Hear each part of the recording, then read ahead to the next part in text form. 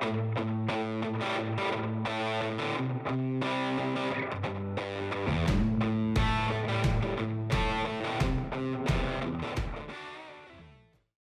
y'all, I'm Lauren and welcome to Cantina Cast. I'm so glad that today I finally get to talk about The Glass Abyss. This video will be posted on October 15th, which is the release date for this novel. And so I'm really excited to finally give my full thoughts on it and all of the plot details that really stood out to me. I do want to give a warning though, I'm not going to hit every single detail or plot point in this book. I'm really just talking about the things that stood out and kind of the overall story arc and kind of like the overall path that it takes. So there are some really cool details and some really interesting things that happen that I'm not even mentioning just for the sake of time. So if this story sounds in any way interesting to you, you've got to read the whole thing. As I've said many times before, I had been looking forward to this novel for quite a while because I was really excited about getting some more background information on Mace, something that I'd been wanting more of in canon. And as I said in my pre release video, I definitely feel that this book delivered on that. I feel like I have a lot more insight into Mace as a person, and I feel like I understand some of the key events in his life that turned him into the character that we know when we see him in the prequels. So, in that regard, I definitely recommend this book for anybody who is a fan of Mace and anybody who is a fan of the prequels. This is a prequel era story that takes place shortly after the passing of Qui Gon.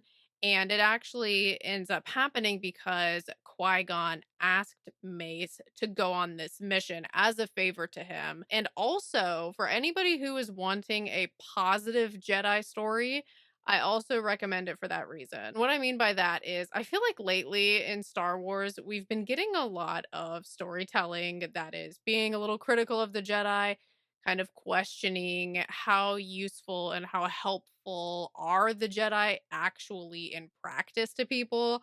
Like, I feel like that's a theme that we saw come up a lot in The Acolyte. And I personally have been kind of nervous about looking at things that way when it comes to the Jedi. I guess I'm just kind of old school in the way that I like the Jedi to be the guardians of peace and justice in the galaxy. So I don't really like to see them criticized too much. Now, I definitely think it's okay to recognize the fact that the Jedi are flawed and the Jedi are people and they're going to make mistakes. And I feel like that's something that the High Republic has explored really well. But anytime we get a little bit too close into that territory of the Jedi being bad, I get a little nervous. So if you also feel that way, this book I feel like really does a great job of showing how the Jedi really can make a difference and they really do try their very best to make a difference. And we definitely see Mace doing that in this book. I mean, he goes to great lengths to help the people of the planet that he is doing this mission on. If you want a story like that, then I also recommend this book for that reason. I also really liked Stephen Barnes' writing. I loved how the story was told and how it has kind of like a classic sci-fi feel to it at times, which is cool, but of course in a Star Wars setting. There's a lot of world building that goes on, a lot of detail that really establishes this planet of Matagos. I'm not gonna lie though, there were times that the world building to me did feel a little bit too detailed. And that was really my only issue that I had at times with this book, which didn't affect my overall experience, but it was something I kind of noticed. Was sometimes the world building was so detailed that I felt like it kind of slowed down the pacing of the scene because Mace would be like on his way to go do something, and then we would kind of like stop that train of thought and instead start kind of have like a long description of the street that he's on or something he's walking past. And to me, it kind of felt like a little bit jarring. And I will say that on my second read through, it was actually less jarring because it was easier for me to see how when the author does that, he is putting down some breadcrumbs that are going to be important later on. So there's definitely a purpose to it. It's not just like mindless info dumping that you can sometimes get in fantasy books. It's not like that level, but there were some times where I felt like it was slowing down the pacing of the story. So I could have done with a little bit lighter of world building. Sometimes I think things were explained that maybe didn't really need to be so thoroughly explained, but On the other hand, a lot of times when that stuff is being put down, it does end up being important later on in the book. So there is a payoff for it down the line. And this story does involve a lot of strategy and political maneuvering on Mace's part. So it does make sense that it is a little bit slower pace. It takes a while to actually build up because Mace is trying to navigate a really tricky situation and it's just him. So it's not like he can just go in there and just get it resolved really quickly. It takes time, it takes a lot of thinking and planning. So all of that does take a while to actually get ironed out. And I liked it that Stephen Barnes took a lot of time to actually just let all of this unfold and really build up to what happens once we get to the end of the book. I did read this story twice, and I do have to say the second read through actually made me appreciate it even more than the first read through did. I mean, I liked it a lot on the first read through too, but once I read it through the second time, there's a lot of details and little things that the author was putting in there that I didn't catch the first time. So, those are my general thoughts on the book. I definitely recommend it. I really enjoyed it. I really felt like it was a really strong story and it gave me a lot of the background that I wanted on Mace. And it also showed an example of a Jedi really trying to do the right thing, really doing everything they can to help people and really handling it in what I think is the correct way. Now I am going to get more into plot details. So if you haven't read this yet and you're planning to, now is your time to turn back if you do not want any spoilers. As I mentioned before, this whole mission happened as a result of Qui-Gon specifically asking Mace to do this. And the way that that happened is Qui-Gon recorded a message before his death letting Mace know, I have this mission, I need it to be completed, and I'm asking you to do this for me. If for whatever reason, if I die and I'm not able to do this request, for the people of Matagos, I'm asking you to do this. We also find out that the reason that Qui Gon was so invested in this mission is because when he had previously done another mission to Matagos, he was following a crime lord named Nala, who was super dangerous, who he was trying to catch. And when he was there, he realized that Nala really is only one problem on this planet amongst even bigger problems, which is that the planet is ruled by terrible warlords who are treating the people terribly. When Qui Gon was there trying to at least catch Nala, one of the leaders of the planet named Chulok tried to kill Qui Gon, and Qui Gon was rescued by Kinshan Nightbird, who we get to know her character a lot more later. But she asks Qui Gon in exchange for her rescuing him and nursing him back to health, she asks him to help her people. Because he promised her this favor in exchange for saving his life, he really wanted to make sure that it got followed through on. So that's how Mace ends up getting involved in all of this, is that Qui-Gon specifically entrusted Mace with this favor that he had promised Kinshan. And of course, Mace is going to do it. Not only is it important for him as a Jedi to take things like this very seriously, but he also regrets the fact that he didn't take Qui Gon more seriously earlier when Qui Gon was talking about how a Sith is back, and then turned out Qui Gon was right and ended up getting killed by that Sith.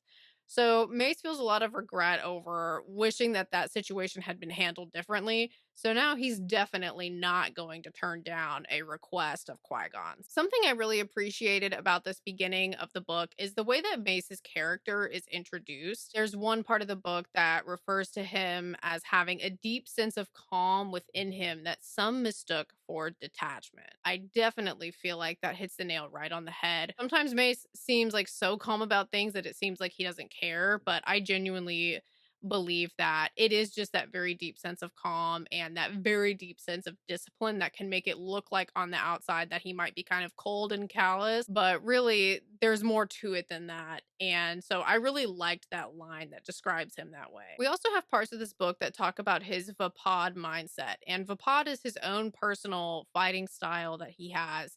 And really, the essence of it that the book describes, and I really feel like this was another one of those lines that just hit the nail right on the head, was turn emotion into motion and turn pain into power. Taking those emotions that Jedi might view as undesirable and using them to your advantage. And we also see a scene of Mace talking to young Anakin about this as well, where he tells Anakin that Jedi do not ignore their feelings, they integrate them, own them.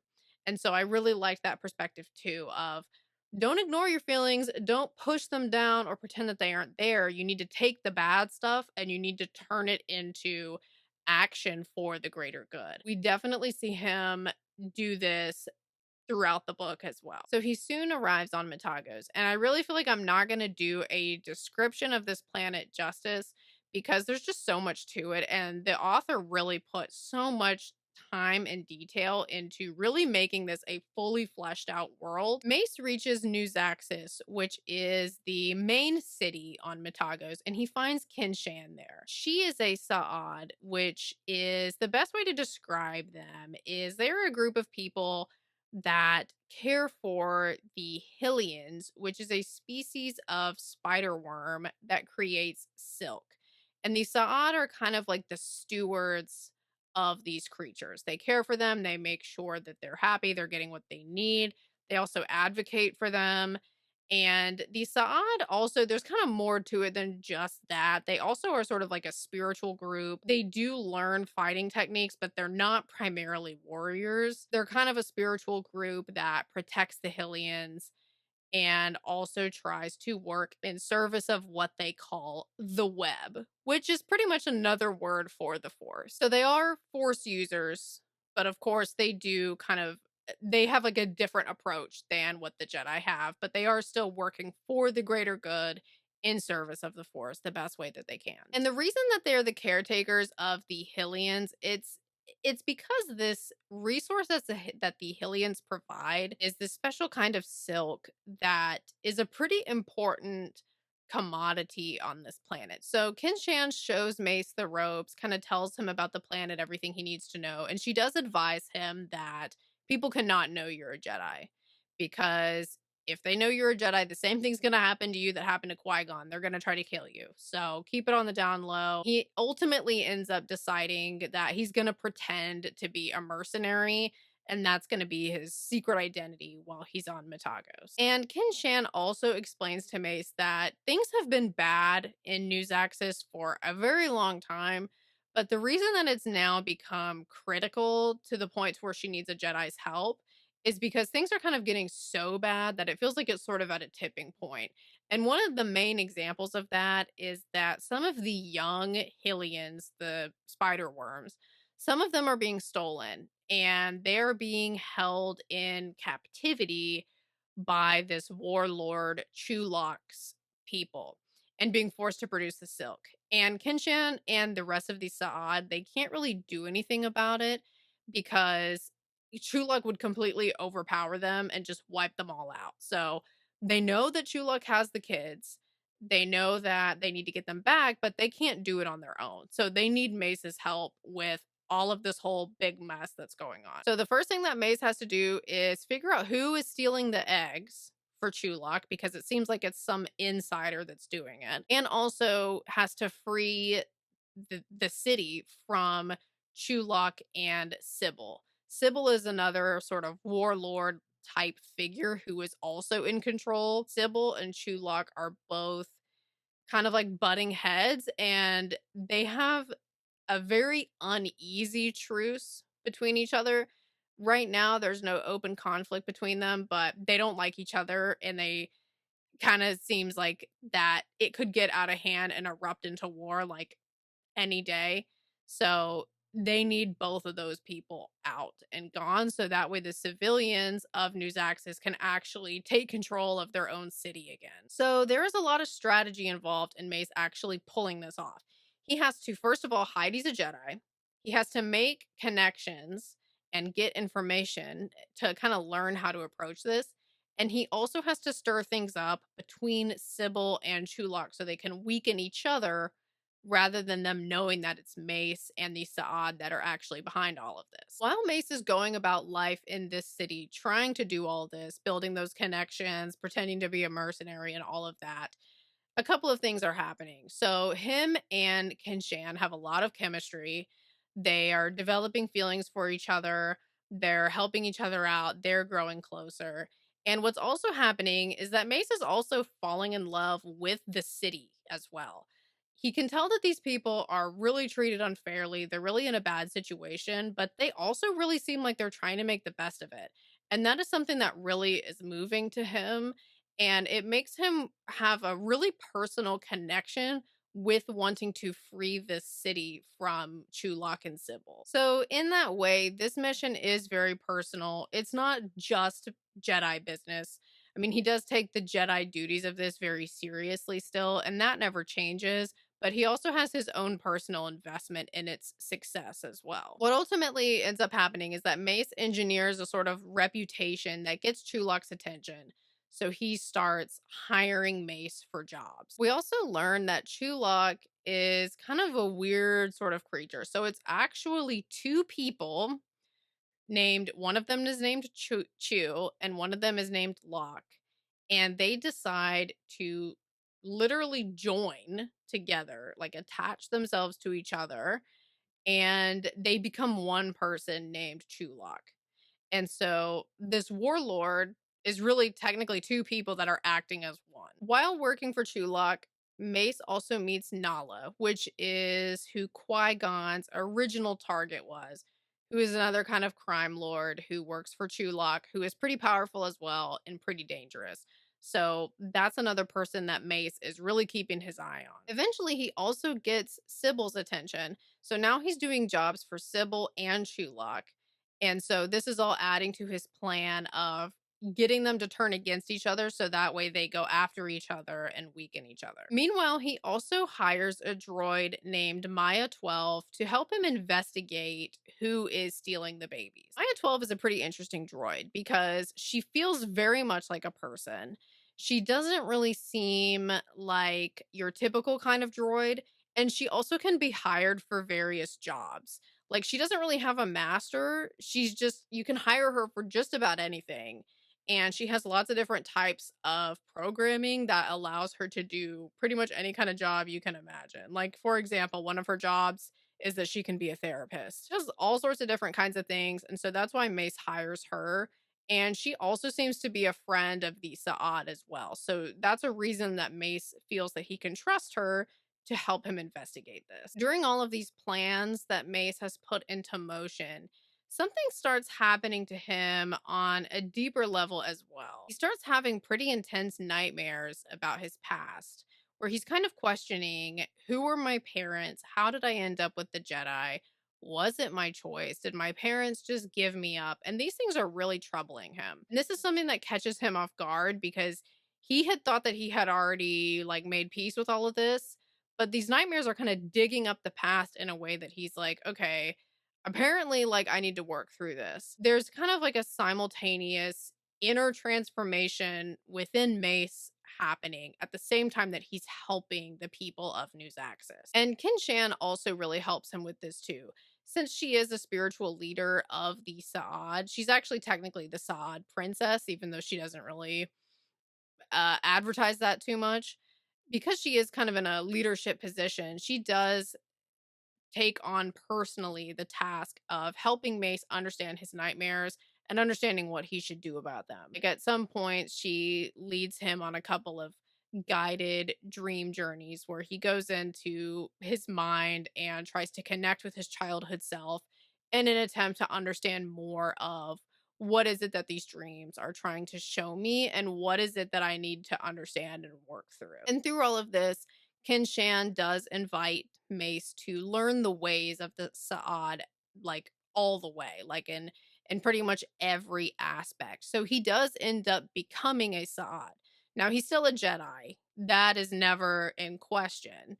He still is taking his Jedi role very seriously, but because the Sa'ad and the Jedi, they're both serving the greater plan and the greater good of the Force, Mace just sees these two different paths kind of as expressions of the same thing.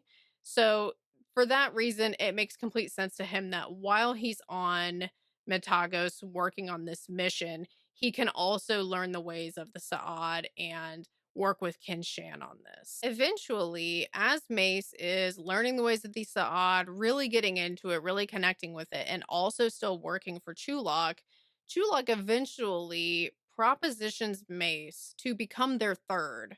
So then Chulak would be like three people connected instead of just two. It's like super awkward because Mace is like, what do I say to this? Like, of course I do not want to do that. But he has to kind of play it off because he's supposed to be like on Chulak's side, or at least when he's in his mercenary identity, that's what he's trying to convince Chulak of. So Mace turns it down, but it's kind of interesting because Chulak was already suspicious of Mace. Like they had already gotten wind that Mace could potentially be a Jedi, but they still asked him to join them.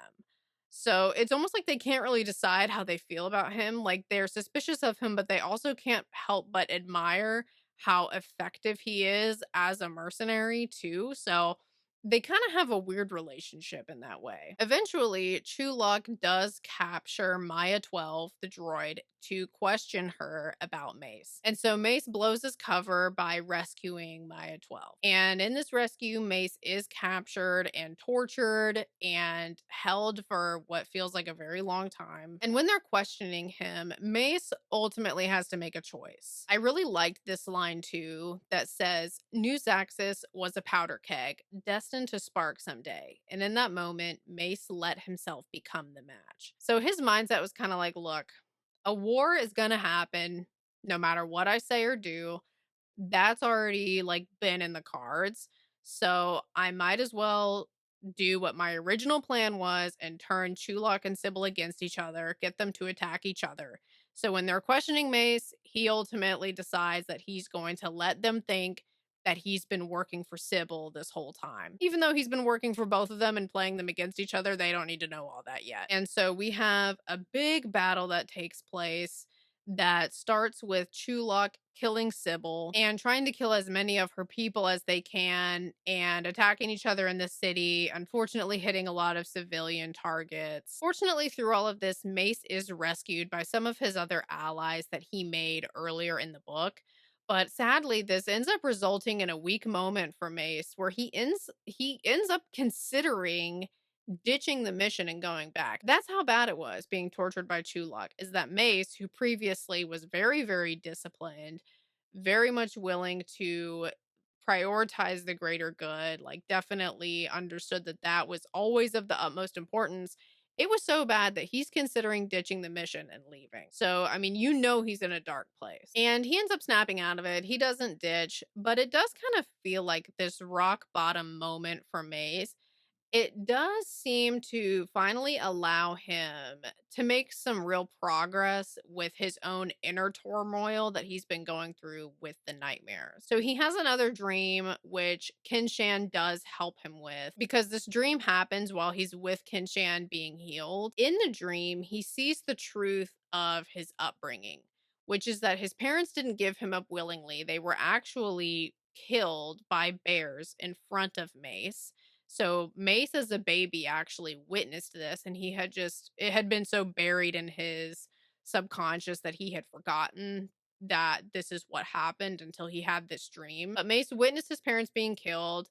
The village that they lived in ended up taking Mace in.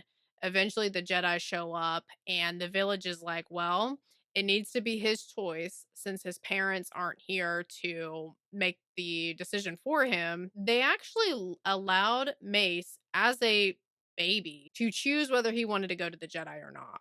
And the way they did this was they set up kind of like a game where they had like all these different objects sitting around that Mace liked, and one of the objects was a deactivated lightsaber. That's the one that Mace ultimately went to. And so that pretty much signaled to everybody that, okay, he's choosing to be a Jedi. So his situation is pretty unique in that he himself did choose to be a Jedi, and it wasn't actually up to his parents. And so once Mace has this dream where he remembers this, he has a lot of peace about the situation.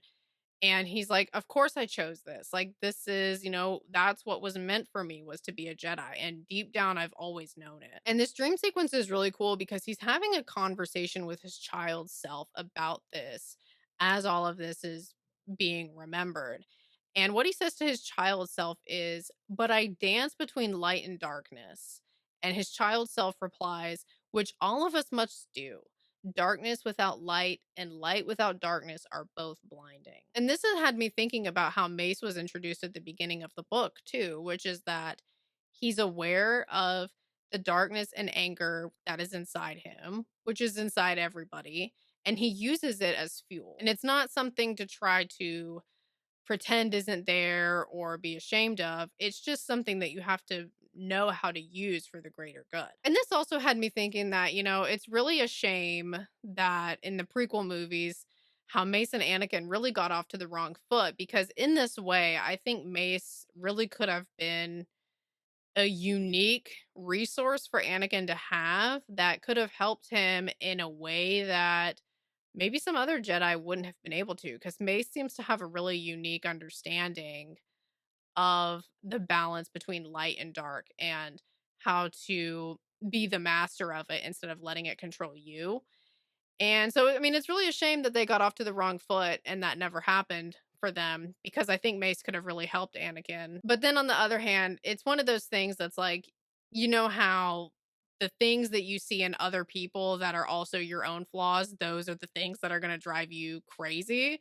And I feel like maybe that's part of why Mace and Anakin just never got along, is because they saw something in each other that the two of them were both kind of nervous about in different ways. So I don't know. That's just me kind of speculating on why the two of them could just never get along. Shortly after this, after the war has already begun, Maya 12 realizes that the reason that the eggs were stolen was actually because she herself stole them. And the way that this happened is that Nala had hired her for a job and then swapped her chip out. So she actually didn't even know that she did it until through her investigating she put all the pieces together.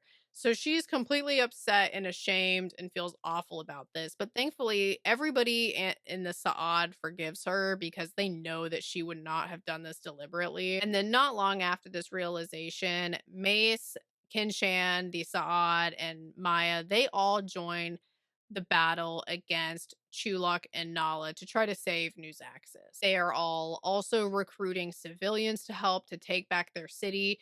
So what ends up starting off as Mace just turning Sybil and Chulak against each other, it ends up becoming a war where the citizens also get involved to try to free themselves from this oppressive rule that they've been living under. Eventually, what happens is there's a lot of creative sort of approaches that Mace and his crew take to try to defeat the enemy because they are outnumbered. So they have to get creative with how exactly they're going about this. What this really results in is that Chulak and Sybil's people, they're just fighting for money. They're not fighting for the greater good like Mace and these civilians are. So because of that, they end up being weaker, even though there's more of them and they have more firepower and all that. The fact that they aren't fighting for anything that's really motivating them, that ends up being their downfall. And ultimately, Mace and the Sa'ad and the civilians are successful in their battle against Sybil and Chulak. And once they're defeated, Mace is fully aware of the fact that there's still a lot more work to be done. The people of Newsaxis are not done, and Matagos as a planet is now working for its liberation against these oppressive forces. But Mace does know that his job here is complete. He's done what he can to help these people. He's gotten rid of Chulak and Nala and Sybil. So those like really bad, huge sort of oppressive forces are now out of the way. So now it's up to the people to finish what they all started together. And so Mace is going to go back to Coruscant. This does result in Mace and Kinshan parting ways. And the two of them have fallen in love over the course of this novel and developed a romantic relationship. But I really do feel like this is an example of a Jedi being in a relationship without attachment. I've said in previous videos talking about Jedi relationships about how the teaching of non attachment, in my personal opinion, where that's coming from is that it's super hard to love without attachment. And most people never are able to pull it off. Most people never actually fully get there. And so, in my view, that's the reason why the Jedi are taught no attachments, is because to actually be able to love without attachment is like super hard and a lot of people can't do it. And if you're attached to someone, then of course you're going to make decisions that are based on that attachment. That's just, it's kind of like only human that someone would do that. But in this particular book, I feel like we do see a really good example of a Jedi loving without attachment. And the reason I say that is because when Mace and Kinshan, when it's time for them to part ways, they both are like, okay, I have a duty to the Jedi Order. You have a duty to the rest of the Sa'ad here on Matagos. Both of us, like our life plans, they don't really work together. They don't go together. We both have things that we need to be doing to support the people that depend on us. And because of that, we have to part ways. And they both do this with a smile. There's no turmoil involved. They both are like, our time together was special, wouldn't trade it for anything. And it is now time for us to say goodbye and to go down our life path that we were intended to go down. And they both do this with complete peace and happiness in their hearts. And so to me, I am like fully convinced that this is actually an example of what it would look like if a Jedi was able to love without attachment. So the whole non attachment thing, that whole teaching, I mean, the reason that teaching is there is because for most people, that type of decision would probably involve a lot of turmoil and sadness and, maybe considering leaving the Jedi and all of that. But with Mace, there's none of that. He knows what his path is, and Kinshan knows what her path is. So they're both able to part ways with peace about it. So yeah, I was super impressed that that was included in here because I can't think of an example of a Jedi fully loving a person without any attachment at all, other than in this book. I really feel like this is the first time I have seen that happen, but if I'm forgetting another example, let me know in the comments. But for me, this was like a really, really interesting take on if a Jedi could love without attachment, this is maybe what that would look like. And so the note that this story ends on is that Kinshan is telling Mace's story and how he helped save Matagos. And it's not even just Mace's story, it's also all of their story because everybody contributed and it wouldn't have worked if it wasn't for everybody helping. The story ends on a really cool note with Kinshan making sure that that story lives on by sharing it with the younger Sa'ad, and you kind of get the idea that this is going to be passed down through the generations. So this book, it really ended up being everything that I hoped for. I loved it on the first read and I loved it even more on the second read. I'm just super happy with the way that it turned out. I'm super happy with what it showed us about Mace's character. So I'm so glad that this book was written. I'm so glad that Stephen Barnes did such an awesome job with it. And yeah, I could definitely see this going down as one of my favorites. But thanks so much for joining y'all. I hope that y'all have a great rest of your day. Bye, guys.